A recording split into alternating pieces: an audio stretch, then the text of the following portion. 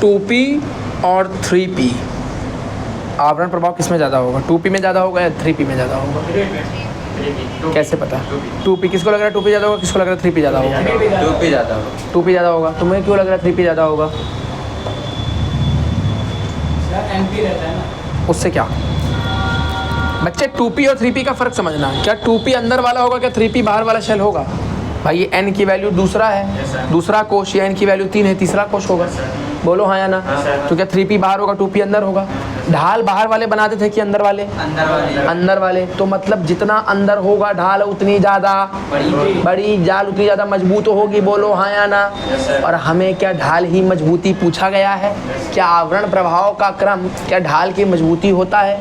किसकी ढाल मजबूत, अंदर वाली बाहर वाली? अंदर वाली। 2p अंदर या 3p अंदर? 2p अंदर, तो ढाल इसकी ज़्यादा, तो इसका आवरण प्रभाव ज़्यादा। बोलो हाँ या ना? हाँ। बोलो हाँ या ना? बताओ 1s 2s में किसकी ज़्यादा होगी? 1s और 3s, तीनों में बताओ। 1s greater than 2s। क्या ये सही लिखा है बच्चे? बोलो हाँ या ना? सबको समझ में आ रहा है? Very good. लिख लो फटाक से दोनों सवाल लिखो। बहुत ही सिंपल था यार, ये बहुत बच्चों वाला था। फटाफट लिखो फिर आगे बढ़ते हैं।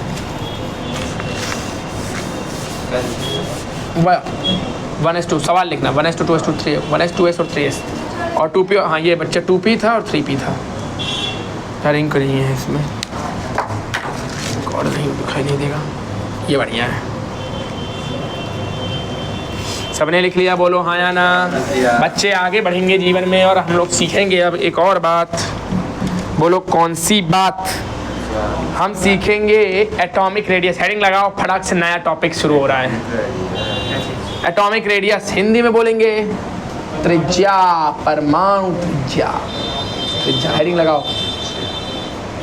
अबे हेडिंग बड़ी बड़ी लिखी जाती है। हेडिंग मतलब टॉपिक शुरू हो रहा है नया, थोड़ा बड़ा लिखो, 2-3 लाइन घेर के लिखो, पन्ने बचा रहे हो। एक पन्ने में एक ये ज़्यादा हो गया, इतना नहीं करना है। लिख लिया एटॉमिक रेडियस? अब समझो एटॉमिक रेडियस होती क्या है। एटॉमिक रेडियस, यार मेरा फ़ोन किसके पास है? मेरा भी। मेरा फ़ोन चार्ज पे लगाए थे गुरुजी, जरा मांग लो अंदर से। तो वीडियो पॉज करके जाओ, वीडियो पॉज करके जाओ। कहते हैं लो इधर। ऐसा क्यों सर? अब तुम पूछोगे 1/2 क्यों किया गया? नहीं, ऐसा क्यों कहेंगे कि अपने एटॉमिक रेडियस तो एक एटम पर निकाले ना। इसीलिए 2 से डिवाइड करना पड़ा। स्टार्ट कर दिया बच्चे? आ जाओ बच्चे। एटॉमिक रेडियस क्या होता है ये पढ़ाने जा रहा हूँ। मैंने बोला एक परमाणु के नाभिक के सेंटर से तुम एक बिंदु पकड़ो और दूसरे परमाणु के नाभिक के सेंटर से एक बिंदु पकड़ो और दोनों को जोड़ दो। जो दूरी आ रही है उसका आधा कर दो। अब जो तुम्हें त्रिज्या मिलेगी उसे हम परमाणु त्रिज्या कहेंगे, एक एटम की। हमने इसीलिए इसको 2 से डिवाइड किया है। तुम निकाल रहे हो किसी एक एटम की, तो इस एटम की त्रिज्या क्या यहाँ से लेके यहीं तक तो हुई ना। और हम निकाल कैसे रहे? दोनों को जोड़ करके निकाल रहे। तुमको गुरुजी ये इतना लंबा क्यों किया आपने? पहले दोनों को लिया, दोनों को लाइन जोड़ी, फिर 2 से डिवाइड किया। एक ही का निकाल लेते। दूसरका वाला रखा ही का है आपने? सही बात है, दूसरका वाला काहे रखा? तो हमारी समस्या ये है अकेले किसी एटम का त्रिज्या निकालना संभव नहीं है। भाई कोई परमाणु इतना छोटा होता है, कोई इंची टेप लेके थोड़ा बैठो जो जाके नाप लोगे? कैसे नापोगे? अब परमाणु एटॉमिक फेज में स्टेट में कोई जल्दी मिलता भी नहीं, सब मॉलिक्यूल के फॉर्म में मिलते हैं सारे एटम। कोई एटॉमिक फॉर्म में जल्दी मिलता नहीं। और मान लो कोई मिल भी गया तो क्या इंची टेप लेके नापोगे? नहीं। तुम क्या करोगे? इस बॉन्ड को नाप पाओगे। ये जो बॉन्ड 2 एटम के बीच में बना है उसकी दूरी को निकाल पाओगे और उसको फिर 2 से डिवाइड करके एक का पता लगा लोगे। समझ में आया? अब आगे लिखो। तो पहले तो ये लिखो क्या होती है धातु, ये परमाणु त्रिज्या क्या होती है, डेफिनेशन लिखो। रुको लिखाते हैं। जनरल बस सबका अलग अलग होता है। उसका मेरे बच्चे तुम लोगों को मैंने ये रहा रेडियस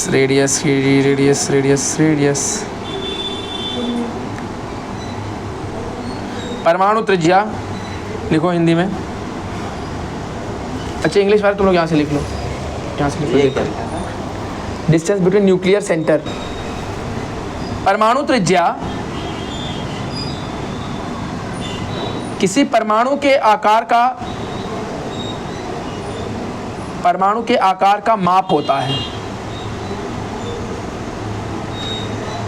किसी परमाणु के आकार का नाप होता है। नाप हाँ, माप होता है, माप। यह नाभिक के केंद्र से सबसे बाहरी पृथक इलेक्ट्रॉन तक की औसत विशिष्ट दूरी होती है। यह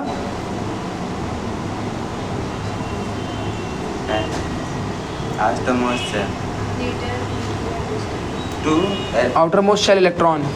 बच्चे ये एक डेफिनेशन है, ये तुम ये लिखो, तुमको ये भी समझाऊंगा क्या होता है। जो डेफिनेशन लिखा रहा हूँ वो भी समझाऊंगा।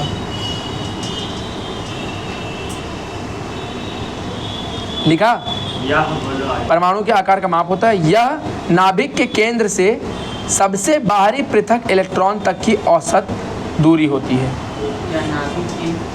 केंद्र से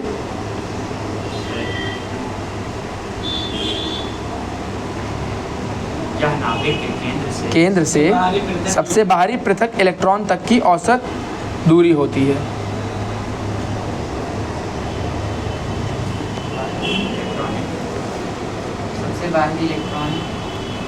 सबसे बाहरी पृथक इलेक्ट्रॉन तक की दूरी होती है। Nuclear centre to outermost shell electron. देखो बच्चे, अब इधर ध्यान दो सब लोग। या तो ऐसे निकाल लो, या मैंने क्या कहा, इस डेफिनेशन को लिखते वक्त एक और चीज कर सकते हैं, इसको हटा दो, कोई एक परमाणु ले लो, कोई एक ले लो, इसके यहां से लेकर के यहां तक की।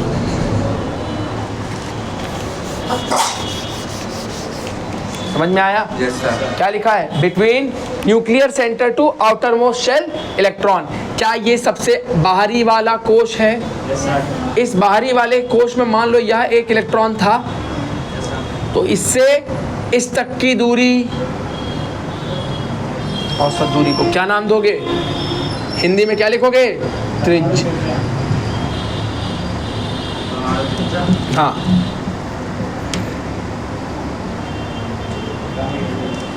परमाणु त्रिज्या या एटॉमिक रेडियस। अब लिखो, एक अकेले परमाणु की, तुम लोग ये वाली लाइन लिखो बच्चे, एक अकेले परमाणु की परमाणु त्रिज्या नापना संभव नहीं है।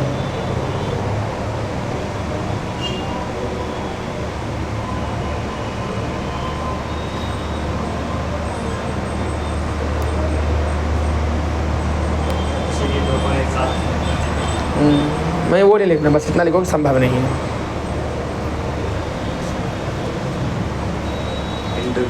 अब बताओ मुझे मेरे बच्चे, अब ये तो जान गए कि यहाँ से लेके यहाँ तक की दूरी नापनी है, वही है त्रिज्या। भाई त्रिज्या मतलब, परमाणु त्रिज्या मतलब उसका आकार तुम देख लो, आकार देख लो, नाम में ही त्रिज्या यानी कि रेडियस है। रेडियस निकालते कैसे हो? किसी गोले का रेडियस कैसे निकालते हो? ऐसे तो निकालते हो, वही नाम है। एक गोले का रेडियस ये होता है, एक एटम का रेडियस ये होता है, एटॉमिक रेडियस, परमाणु त्रिज्या। समझ में आया? अब मुझे बहुत सिंपल शब्दों में बताओ कि एक विन्यास देता हूँ, लिखो, विन्यास लिखो। 1s2 2s2 2p6 1s2 2s2 2p6 3s2। Magnesium. हाँ, ये नहीं पूछा, लेकिन देखो बताता हूँ। 1s2 2s2 2p6 3s2। मैंने लिख लिया। अगला लिखो 1s2 2s2 2p6 3s2 3p5। 1s2 2s2 2p6 3s2 3p5। Chlorine 17। कोई दिक्कत नहीं, लिख लिया। दोनों की त्रिज्याएं दिखाई दे रही हैं, दिख रही हैं। विन्यास लिख, त्रिज्या नहीं, विन्यास लिख लिया सबने? आप मुझे बताओ 3p5 बना लिया। अब बताओ इन दोनों में से किसकी त्रिज्या ज़्यादा बड़ी होगी? क्लोरीन। क्लोरीन मतलब कि अभी दूसरा वाला या पहला वाला? दूसरा वाला। गलत जवाब। क्यों? क्यों गलत है? सोचो सोचो, क्यों गलत है?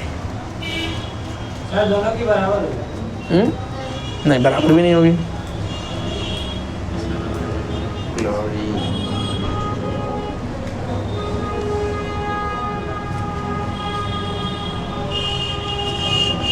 क्लोरीन हमेशा तो मॉलिक्यूलर बहुत अच्छा सवाल है बच्चे। देखो अच्छे से समझाता हूँ, समझने की कोशिश करो। गुड लेवल क्वेश्चन है तो ध्यान से समझने की कोशिश करना। First shell, second shell and third shell, everyone agreed? Yes sir. क्या ध्यान से देखो, दो ऑप्शन जिनमें लिखाए हैं उनमें 3s2 तक सब कुछ सेम है। Yes sir.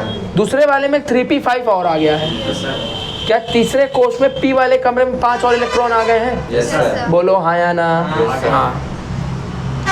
तीसरे कोष का सिर्फ दिखा रहा हूँ, पहला दूसरा बिल्कुल सेम है, 1s2 दोनों में कॉमन, 2s2 2p6 दोनों में कॉमन। अब एक में है 3s2 3p5, एक में है 3s2, ठीक है? तो जिसमें 3s2 है उसका हाल देखो कैसा है, एक कोष, दूसरा कोष और ये तीसरा कोष, ठीक? ये है इसमें 3s2 में 2 इलेक्ट्रॉन, बाकी सब अंदर है दूसरे कोष में, ठीक है? कोई दिक्कत, बहुत सारे होंगे इससे मतलब नहीं है। अब प्रभावी नाभिकीय आवेश क्या कहता था, इस इलेक्ट्रॉन पे ये वाला सेंटर पे जो बल लगाता था और ये सब मिलके जो से रिपेल करते थे, तो जो नया बल आता था उसको प्रभावी नाभिकीय आवेश बोलते थे। बोलो हाँ या ना? जेड इफेक्टिव बोलते थे। बोलो हाँ या ना? यही यहाँ पे लगाओ, अंदर भी इलेक्ट्रॉन होंगे खूब सारे, यस सर। लेकिन यहाँ पे तीसरे वाले कोष में कुल कितने इलेक्ट्रॉन है? 3s2 3p5, 5 2 7 है, ठीक है? 2 4 5 6 7, ठीक? बोलो हाँ या ना? ठीक। मान लो इस पे पढ़ रहे हैं, ठीक है? किसी एक पे हम जेड इफेक्टिव को पढ़ने की कोशिश करते हैं। अब ऐसे समझो कि हमें ये बात पता है कि परमाणु त्रिज्या जेड इफेक्टिव में ये अंदर वाला बाहर वालों पे बल लगाता है, लगाता है। जब वो बाहर वालों पे बल लगाएगा, जब वो बाहर वालों पे बल लगाएगा, तो मुझे इतना बता दो वो बल लगाएगा किस पे? इस धूड़ी पे बल लगाएगा या इलेक्ट्रॉनों पे बल लगाएगा? लगाएगा। और जब वो इलेक्ट्रॉनों पे बल लगाएगा तो क्या इलेक्ट्रॉन को पास बुलाएगा? एक बार आजा। अगर बल लगा रहा है, इलेक्ट्रॉन पास बुला रहा है, तो जैसे जैसे इलेक्ट्रॉनों पे बल लगेगा क्या आकार छोटा होता चला जाएगा? बोलो हाँ या ना? अब यहाँ पे ये अंदर वाला बाहर तीसरे कोष पे कितने इलेक्ट्रॉनों पे बल लगा सकता है? 3 3 6 7 इलेक्ट्रॉनों पे लगा सकता है। और यहाँ पे ये बाहर वाले पे कितने बल लगा सकता है? 2 पे। अब अगर यहाँ अच्छे से बल लगा तो ये कोष पास आ जाएगी, आकार छोटा हो जाएगा। बोलो हाँ या ना? यहाँ पे 2 पे बल लगा करके आकार ज्यादा छोटा होगा या 7 पे बल लगा के? 2 पे 7 पे 7 पे लगाएंगे ज्यादा बल तो आकार छोटा होगा, ज्यादा आकार छोटा होगा। भाई जब 7 लोगों पे बल लगाएगा, ये जब 7 लोगों को बल लगाएगा और 7 लोगों को खींचेगा और यहाँ पे 2 लोगों को खींचेगा, तुम्हें लगेगा 2 लोगों को खींचना तो आसान है, 2 लोगों को खींचना तो आसान है। तो उस हिसाब से बल इसमें अगर 2 लोगों को खींचना आसान हो गया तो इसका साइज छोटा हो जाना चाहिए। बोलो हाँ या ना? और अगर 5 लोगों को खींचना मुश्किल है तो इसका साइज बड़ा हो जाना चाहिए। उस हिसाब से ये बड़ा और ये छोटा, मगर ऐसा नहीं है, साइज इसका बड़ा है। तुम वो गुरुजी क्यों? अभी तो आपने कहा कि 2 लोगों को खींचना आसान है। मैं ये कह रहा हूँ 2 लोगों को खींचोगे तुम, 2 लोगों को जब तुम पास बुलाओगे और यहाँ पे जब तुम 7 लोगों को पास बुलाओगे, तो जब 7 लोगों पे बल लगाओगे और उनको खींचोगे, और जब 2 लोगों पे खींचोगे, तो जब 7 लोग एक साथ चल के आएंगे तो 7 लोग क्या यहीं बैठे रहेंगे? पूरे में बैठे रहेंगे, पूरे में बैठे रहेंगे। और जब पूरे में चारों ओर से बल लग के पास आना शुरू होगा तो आकार छोटा होगा। लेकिन यहाँ केवल 2 ही लोग हैं, इधर से तो आकार छोटा हो जा सकता है, इधर से कौन करेगा? इधर से कौन करेगा? कहाँ से करोगे? मान लो यहाँ पे ये एक है, एक इधर पहुँचा दो, दूर दूर कर दो, इधर से कर लोगे तो इधर से कौन छोटा करेगा? समान रूप से आकार छोटा नहीं हो पाएगा। समझ में है? इधर समान रूप से आकार छोटा हो जाएगा, आकार छोटा होगा तो बड़ा कौन निकल गया?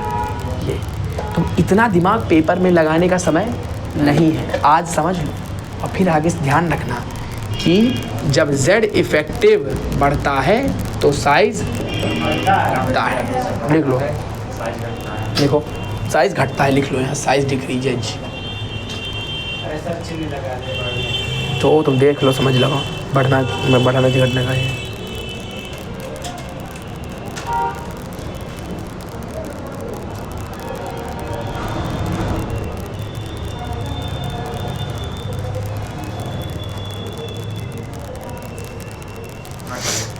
हो गया? अब लिखो अगली हेडिंग, अगली हेडिंग क्या है, बीच में एक छोटा सा टॉपिक है ये बच्चे, ये एक टॉपिक है बीच में, न्यूलैंड्स ऑक्टेव और मेंडल और ये क्या कहते हैं, एक तो ये टॉपिक है और एक डॉब्रिनर्स ट्रायड। ये दो छोटे छोटे टॉपिक है, पढ़ाना है, अभी नहीं पढ़ाना जो टॉपिक डिस्टर्ब हो जाएगा, लेकिन ध्यान रखना कि टॉपिक अभी छोटा है। इसके बाद याद दिलाना कि सर ये टॉपिक आपने छोड़ा था, इसको पढ़ाना है, ठीक है। अब आओ जाओ वापस पे, टाइप्स ऑफ रेडियस, त्रिज्या के प्रकार लिखो फटाफट, हेडिंग ला लो फटाफट, इतनी गर्मी हो रही है यार। त्रिज्या के प्रकार, रेडियस।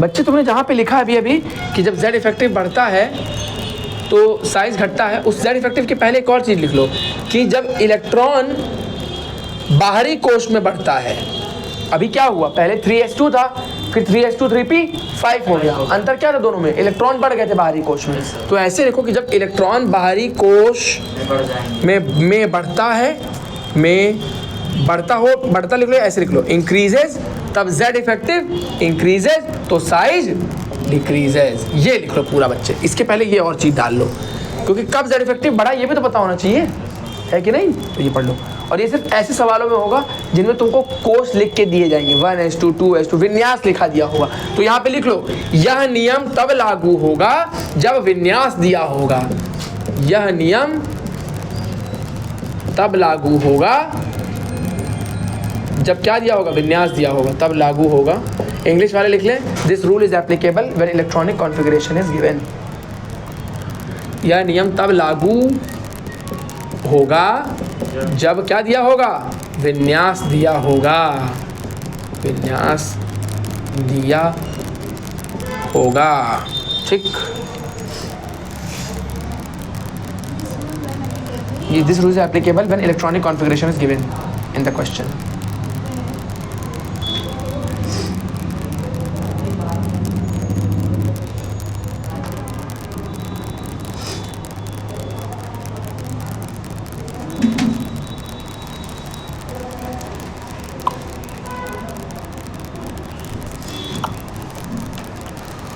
अब बच्चे जो है प्रकार लिखो, पहला लिखो धात्विक त्रिज्या, धात्विक त्रिज्या,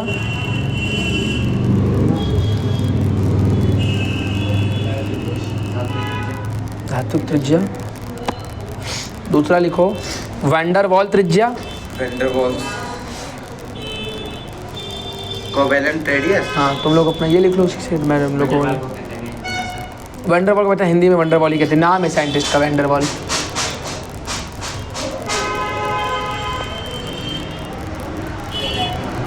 covalent radius, vendor wall, covalent radius को हिंदी में कहते हैं सहसंयोजक त्रिज्या, वेंडर वॉल्स। तीसरा वैंडर वॉल था बच्चे। तीन प्रकार लिखे सबने बच्चे, तीन बोले, धात्विक त्रिज्या, सहसंयोजक त्रिज्या और वैंडर वॉल त्रिज्या। मेटेलिक कोवेलेंट के बाद बच्चे मेटेलिक और मेटेलिक के बाद वैंडर वॉल है। क्यों इतनी गर्मी हो रही है यार, डेली यहाँ लाइट चली जाती है, इतना तो मेरे गंजा गांव में लाइट नहीं जाती है। हाँ गंजा गांव पीछे, यही पीछे गंजा गांव है, मतलब गांव में रहता नहीं, मतलब मैं पढ़ रहा हूँ, MBBS कर रहा हूँ ना, तो वहाँ वो है मेडिकल कॉलेज है वहीं पे हमारा, हाँ उसी में रहता हूँ। मेरा दोस्त रहता है वहाँ आना तो कभी तुमको मेडिकल कॉलेज दिखाएंगे, जलवा है मेडिकल कॉलेज का। लिख लिए, लिख लिए, मेरे लाल मेरे पीलो, गरीबों के नीलो, अभियान 2000, ये लिख लिया पूरा, मिटा दूँ, मिटा के। क्या तुम्हारे साथ क्या चल रहा है? तुम्हारे साथ जवाबदारी से टीचर था। अच्छा,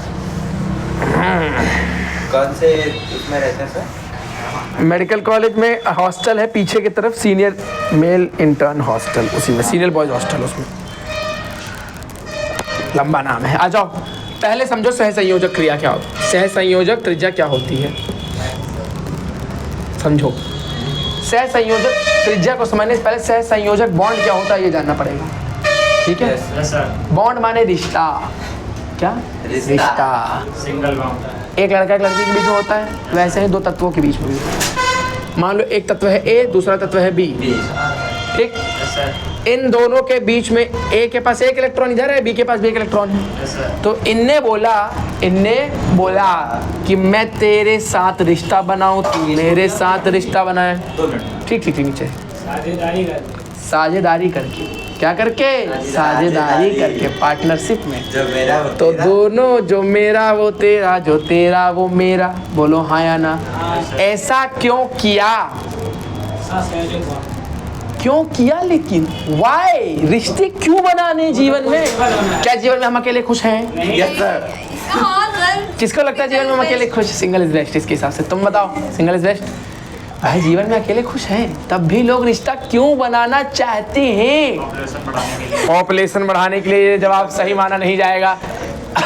अबे मतलब तुमको जनसंख्या बढ़ानी, इसलिए तुम रिश्ता बनाओगे? Continuity of life. नहीं। देखो, हम जब किसी से रिश्ता बनाते तो हम स्थिर हो जाते हैं। ये बात है। उसमें वो रहता है, रोक। हमें लगता है जब हम सिंगल हैं तो बहुत खुश हैं, फिर भी लोग रिश्ता बनाते हैं। क्यों बनाते हैं? लोगों को लगता है रिश्ते बनने के बाद हम बहुत जीवन में स्थिर हो जाएंगे। अभी शादी करते हैं लोग, क्यों करते हैं? शादी स्टेबल होने के लिए। शादी करेंगे, बच्चे पर एक पैदा करेंगे, जीवन में यही चलेगा आगे, तो जीवन में स्थिरता आती है इससे। लोग कहते हैं भाई देखो अब हम स्थिर हो गए, हमारी एक बीवी है, 2 बाल बच्चे हैं हमारे, खत्म टेंशन। अब हमारा जीवन संपन्न हो गया। जीवन में अंतिम में क्या करना है तुमको? बच्चे ही पैदा करने हैं। यस सर, एकदम। भाई हम क्यों कर रहे हैं? हम इतनी मेहनत क्यों कर रहे हैं? पापा बनने के लिए तो कर रहे हो तुम। Yes, sir. है कि नहीं? Yes. लड़कियां मम्मी बनने के लिए करती हैं और लड़के पापा बनने के लिए करते हैं। यही सच है। Yes, sir. यही सच है, मेरी बात मान लो। तो भाई रिश्ते क्यों बनाने? स्थिरता बनाने के लिए। तो ए और बी जो है अस्थिर थे, तो इनने कहा कि रिश्ते बना लेते हैं और स्थिर हो जाते हैं। Yes sir. तो इनने क्या बनाया? रिश्ता बनाया, sir. बॉन्ड बनाया। ठीक, कैसे बनाया? इन्होंने अपना एक इलेक्ट्रॉन इधर लिया, इन्होंने अपना एक इलेक्ट्रॉन लिया और दोनों में साझेदारी हुई। कहा कि मेरा एक इलेक्ट्रॉन तुम यूज कर लो, इनको एक की कमी थी, कहा तुम एक ले लो, स्थिर हो जाओगे। तो कहा लेंगे, हम लेंगे देंगे नहीं, बिचवा में रखो, रिश्ता बनाओ। जब तुमसे कोई पूछे तुम्हारा कहाँ है तो बताना ये हमारा है और ये भी हमारा है। रिश्ता ऐसा होना चाहिए। और जब हमसे कोई पूछे तुम्हारा कहाँ है तो रिश्ता ऐसा होना चाहिए कि हम बोले ये भी हमारा और ये भी हमारा है। समझ में आया? Yes, तभी तो रिश्ता है भाई। प्यार, रिश्ता ऐसे ही तो होता है। शादी में तुम्हारा और तुम्हारी बीवी का सामान सब कुछ एक ही होता है। ऐसा तो नहीं होता है ना, तुम्हारा घर अलग है, बीवी का घर अलग है। कोई पूछ दे बीवी का घर कौन सा, तुम्हारा घर कौन सा, तुम्हारे का पकड़ के, है कि नहीं? और अगर पूछे तुम्हारे बच्चे कहाँ रहते तो और मारेगा, अभी उसका भी घर वही है ना। तो भाई रिश्ता बनने के बाद सब एक जैसा हो जाता है। वही हाल यहाँ भी है। रिश्ता बनने के बाद ये बॉन्ड भी, ये इलेक्ट्रॉन भी इसका और ये भी इसका, और ये इलेक्ट्रॉन इसका और ये भी इसका। बोलो हाँ या ना?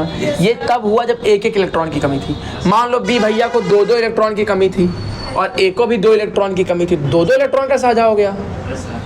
सही बात है। 2 इलेक्ट्रॉन साझा के डबल बॉन्ड बन गया।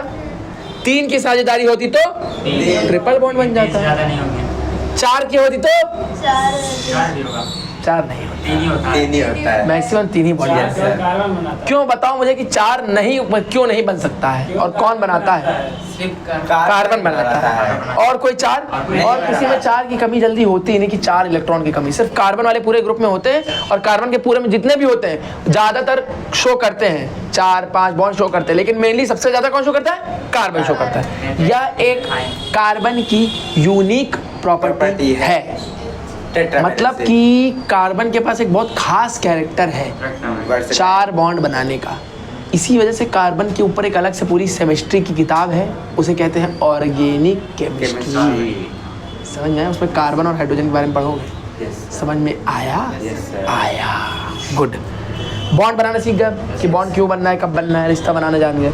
तो जब ये बॉन्ड बनता है तो उसको सह संयोजक बॉन्ड कहते हैं। अब इसको मैं थोड़ा सा जूम कर रहा हूँ, जूम करूँ, ए से निकाल के यहाँ जूम कर रहा हूँ, देखता। ये अंदर का हो गया माल मसाला, ये बाहर के कोश, बोलो हाँ या ना। ये हो गया अंदर का माल मसाला और ये हो गए बाहर के कोश, बोलो हाँ या ना। सबको किसी को कोई दिक्कत? जब दोनों बॉन्ड बनाएंगे तो क्या एक दूसरे के पास आएंगे? भाई रिश्ता बनाने के लिए पास आना पड़ता है। तो दोनों पास आ गए। ये हो गया अंदर का माल मसाला, ये पहला कोश दूसरा कोश, ये अंदर का माल मसाला, ये पहला कोश और ये दूसरा कोश। पास आ गए भाई? Yes sir. पास आ गए तो कुछ हिस्सा ओवरलैप हो रहा है कि नहीं हो रहा है? बोले हो गया।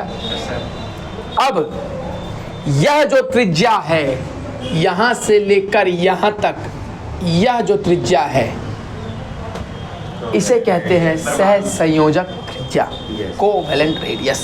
बोलो हाँ या ना? Yes, sir. बोलो हाँ या ना। Yes, sir. चूंकि इस कोवैलेंट या सह संयोजक रिश्ते में दो लोग हैं, अगर किसी एक की सह संयोजक त्रिज्या बतानी हो तुम्हें तो उसका हाफ। उसका आधा कर दो, Yes, sir. है ना। Yes sir. तो कोवैलेंट रेडियस का फॉर्मूला बन गया inter nuclear distance. Inter nuclear distance, inter nuclear का मतलब अंतर नाभिक के बीच में जो अंतर है, अंतर नाभिक की दूरी, दो नाभिक के बीच की दूरी, इंटर न्यूक्लियर डिस्टेंस, अंतरानाभिकीय दूरी बटे 2। बोलो हाँ या ना। आया कि नहीं आया। ये तो तब था जब सह संयोजक त्रिज्या यानी सह संयोजक रिश्ता बना था, सह संयोजक बॉन्ड बना था। अगर धात्विक त्रिज्या पढ़नी है तो फिर रिश्ता कैसा होना चाहिए? मेटेलिक। बॉन्ड कैसा होना चाहिए? आयन हो या मेटल हो, बात वही होती है। मेटल जो होते हैं जनरली आयन के फॉर्म में रहते हैं, तो उतना लोड नहीं है। मतलब मैं कह रहा हूँ अगर धात्विक त्रिज्या पढ़नी है तो रिश्ता कैसा होना चाहिए? धात्विक मेटालिक बॉन्ड होना चाहिए। अगर वेंडरवॉल त्रिज्या पढ़नी है तो रिश्ता कैसा होना चाहिए? वेंडरवॉल वाली त्रिज्या, वेंडरवॉल वाली रिश्ता होना चाहिए। बोलो हाँ या ना। तो अब जरा समझो कि मेटालिक त्रिज्या कैसे होती है। कागज कहाँ गया यार? अब देखो मैं समझाता हूँ कि मेटालिक त्रिज्या कैसी होती है। देखो इधर देखो, वो ऊपर लिखे रहने देना, अभी छाप लेना, मैं समझाऊंगा। इसमें शुरुआत कहाँ से हुई? ये फॉर्मूला कैसे आया? पहले ऐसे थे, फिर क्या लिखोगे? बना रिश्ता, बॉन्ड, फिर ये ऐसे हो गए। ऐसा होने के बाद फिर ये नया फॉर्मूला आ गया। ये सिस्टम समझ में आया? बोलो हाँ या ना। आ गया। अब हम समझाएंगे धात्विक त्रिज्या को। देखो ध्यान से, ये बैठे हैं अंदर माल मसाला लेकर के, ठीक। ये बैठे, ये और ये आए, ये और ये एक धातु, ये दूसरे धातु। Yes, sir. का दोनों रिश्ता बना लो। धातु क्या ठोस होती है? Yes, sir. होती है। तो क्या ये एक दूसरे को पास में आकर के एक दूसरे के पास के ओवरलैप कर पाएंगे? नहीं भाई, ठोस चीज कभी ओवरलैप नहीं करती, छू सकती है एक दूसरे को बस। तो वही यहाँ पे छू लिए, देखो छू रहे हैं, कोई दिक्कत नहीं है। अब इसका डिस्टेंस निकालना है, यहाँ से लेके यहाँ तक की दूरी। सही बात? सही बात। इसको क्या नाम दे देंगे? धात्विक त्रिज्या। और किसी एक की धात्विक त्रिज्या निकालनी है तो बटे 2। तो रेडियस मेटालिक वाली, यहाँ पे तुम हिंदी में धात्विक लिख सकते हो। इसका फॉर्मूला बनेगा इंटर न्यूक्लियर डिस्टेंस अपॉन 2।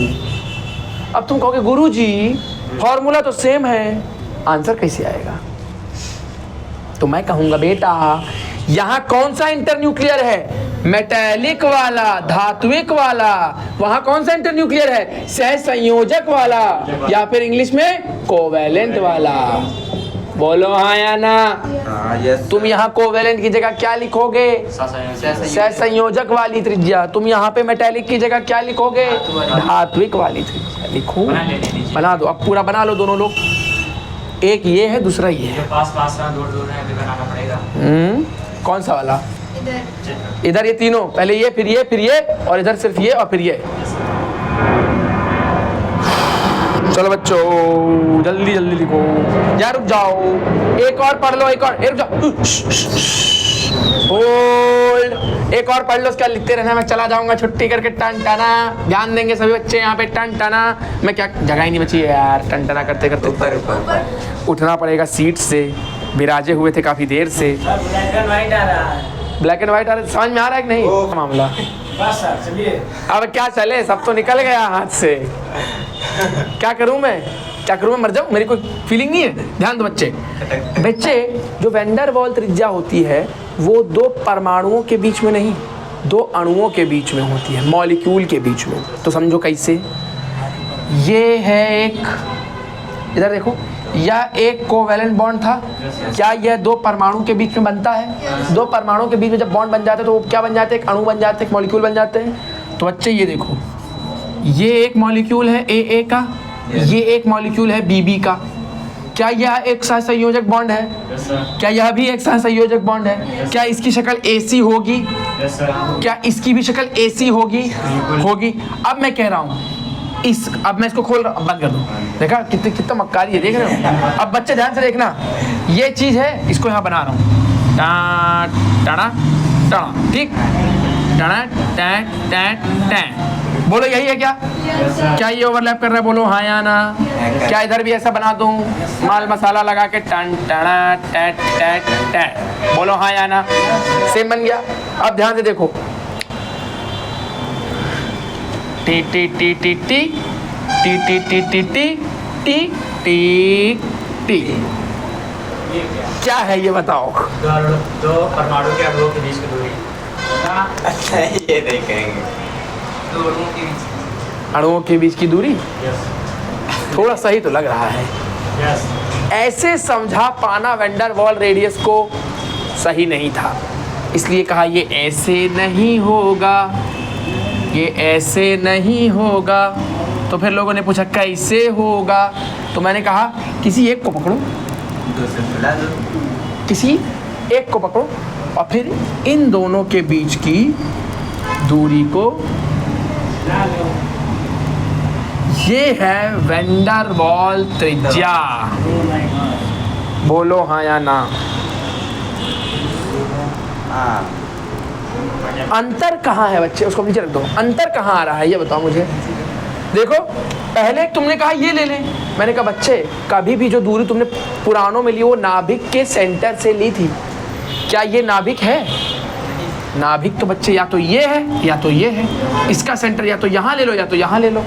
तुम कहा गुरुजी वहाँ से क्यों नहीं लिए? तो हमने कहा बच्चा हमें एक वैन डर वाल रेडियस पता करने के लिए कोई एक लेना था इन दोनों में से। अगर ये ले लेता तो दूरी ज़्यादा हो जाती, दूरी ज़्यादा, और हमें छोटी दूरी चाहिए, बड़ी वाली नहीं चाहिए। तो हमने इधर से एक उठाया और इधर से एक उठाया, दोनों को जोड़ने पे जो दूरी निकली उसको क्या नाम दिया? वैन डर वाल त्रिज्या। लिख लो फटाफट अब इसको बच्चे। इसका भी फॉर्मूला क्या बना? ये एक न्यूक्लियस, ये दूसरा न्यूक्लियस, दो न्यूक्लियस के बीच की दूरी इंटर न्यूक्लियर, इंटर न्यूक्लियर, दोनों न्यूक्लियस ही तो है, इंटर न्यूक्लियर अपॉन 2। अगर एक का निकालना है तो ठीक है। अब मुझे एक बात बताओ, सब सोच के बताना, ये किसका फॉर्मूला है? वैन डर वाल रेडियस का, वो भी किसकी? किसी एक की। रेडियस ऑफ वैन डर वाल रेडियाई आर, अरे यार यहाँ लिखो RVWR, जैसे यहाँ लिखा था तुमने R ऑफ M, आया था यहाँ पे समझ में? R ऑफ M क्यों लिखा है? R माने त्रिज्या रेडियस और M मतलब मेटल धात्विक, कोई दिक्कत? वैसे यहाँ पे RC लिखा था, R माने त्रिज्या, C माने कोवेलेंट सहसंयोजक। यहाँ क्या लिखूंगा फिर? R किसकी? वैन डर वाल रेडियस की। किसका? Internuclear distance upon 2। ठीक है, ये एक ये एक ये एक। इसमें देखो क्या गलत है, पुराना वाला गलत है, उसको मिटा दे रहा हूँ, नहीं तो तुम लोग गलत ही नोट कर लोगे। सही वाला क्या है? ये है, देखो सही है ये, यहाँ से यहाँ तक की दूरी। तीनों लिख लो। आज के लिए इतना ही, कल आगे बढ़ेंगे हम लोग। खुद ये सब ध्यान देंगे। तुम लोग देख के बता दो कि सबसे छोटा कौन सा है इसमें से, कौन सी त्रिज्या सबसे छोटी है? ये वाली या ये वाली? सह संयोजक वाली। रिश्ता तो सब में है, इसमें सबसे छोटा है क्योंकि एक दूसरे पर चढ़ गए हैं, ओवरलैप कर गए हैं। बोलो हाँ या ना। ठीक, यहाँ दोनों ठोस से चढ़ नहीं पाए लेकिन छू रहे हैं, इसलिए दूसरे नंबर पे। और ये तो बेचारे चले गए दूर दूर, ये दूर के रिश्तेदार, ये दूर के रिश्तेदार, तो क्या ये जब बड़ा हो गया? तो क्या मेरी बात को बताना, यहाँ लिख रहा हूँ चौथी बात। पहली बात ये, दूसरी बात ये, तीसरी बात ये, चौथी बात यहाँ लिख रहा हूँ, ध्यान देना। मैं कह रहा हूँ कोवेलेंट रेडियस सबसे छोटा, फिर मेटल उससे बड़ा, और वैन डर वाल रेडियस इससे बड़ा। बोलो हाँ या ना। अब ये एक डब्बे में करके चौथा पॉइंट लिख लो और काम खत्म। बच्चे तुमको समझ में सीक्वेंस क्या है? पहले ये पूरा लिखना है यहाँ तक का, फिर दूसरा ये निकला है यहाँ से लेके ये पूरा, फिर तीसरा ये लिखना है वैन डर वाल के लिए, ये बना करके यहाँ फॉर्मूला लिख लेना है, और चौथी बात ये लिख लेनी है। सबको समझ में आ गया? मेरी छुट्टी बच्चे।